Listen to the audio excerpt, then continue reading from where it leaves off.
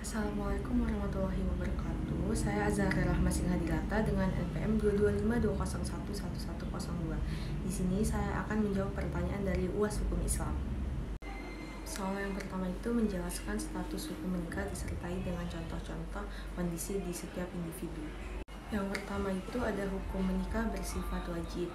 Jadi setiap individu itu menikah untuk mencari ridho Allah atau pahala dari Allah, dan mereka menikah karena takut akan terjadinya zina. Jadi yang kedua itu adalah menikah adalah sunnah.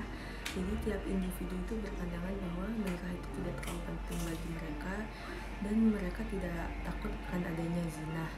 Tetapi jika mereka melakukan pernikahan, mereka mendapatkan pahala. Jika tidak, mereka tidak akan mendapatkan dosa. Yang ketiga itu hukum menikah adalah makruh, yaitu teruntuk orang yang tidak mampu, dan biasanya ini terjadi pada lelaki, bahwa jika individu ini dianggap tidak mampu dan akan menyengsarakan istri dan anak-anaknya saat ia sudah menikah, maka menikah itu bersifat makruh. Dan yang terakhir itu ada hukum menikah itu menjadi haram. Jadi jika seorang individu atau lelaki ingin menikahi wanita hanya untuk menganiayanya atau memperoloknya, maka pernikahan itu menjadi haram. Soal yang kedua itu menyebutkan dan menjelaskan cara memperoleh hak milik menurut hukum Islam. Memperoleh hak milik menurut hukum Islam itu ada 4. Yang pertama, karena memiliki benda yang boleh dimiliki. Jadi suatu individu itu memiliki suatu benda yang memang boleh dijadikan sebagai objek kepemilikan. Kedua itu karena akad atau perjanjian. Jadi perbuatan seseorang yang mengikatkan dirinya kepada orang lain. Yang ketiga itu karena halafiah. Jadi bertempatnya seseorang atau sesuatu yang baru di tempat lama yang telah hilang pada berbagai macam rupa hal. Yang terakhir itu ada atau waladu minal mamluk. Jadi sifat hak ini tidak dapat diganggu gugat dan bersifat tetap atau mutlak. Soal ketiga itu menyebutkan dan menjelaskan apa itu aktivitas ekonomi hukum Islam. Tujuan ekonomi Islam yang pertama itu adalah untuk membuat upaya mengumpulkan bekal di akhirat dan kehidupan di dunia menjadi lebih seimbang. Dan tujuan ekonomi Islam yang kedua itu adalah untuk mematuhi Allah Subhanahu wa Ta'ala yang telah disampaikan oleh Rasulullah. Tujuan ekonomi Islam yang ketiga itu untuk menjaga perekonomian berjalan dengan baik, sejahtera, dan tanpa kekacauan.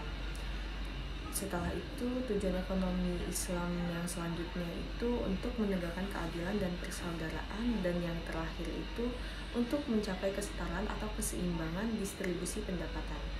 Soal yang keempat itu menjelaskan apa yang kita ketahui tentang hukum perikatan Islam. Jadi perikatan pada istilah Belanda itu disebut juga dengan verbintenis dan memiliki kemiripan pada istilah Arab yakni akdun dan lizam.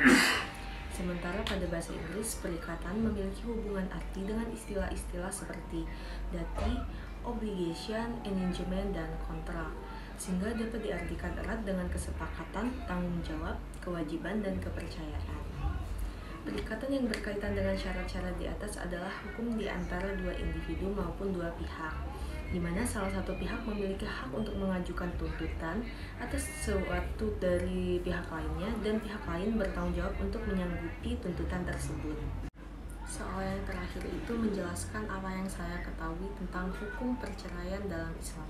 Jadi di dalam Al-Quran itu sendiri tidak ada ayat yang mengatur untuk melarang dan menyuruh perceraian dalam Islam, tetapi hanya mengatur tentang perkawinan. Meskipun tidak ada ayat Al-Quran yang menyuruh atau melarang melakukan perceraian yang mengandung arti hukumnya mubah atau boleh, namun perceraian itu termasuk perbuatan yang tidak disenangi oleh Nabi. Oleh karena itu, perceraian mengandung arti hukumnya makruh atau tercela.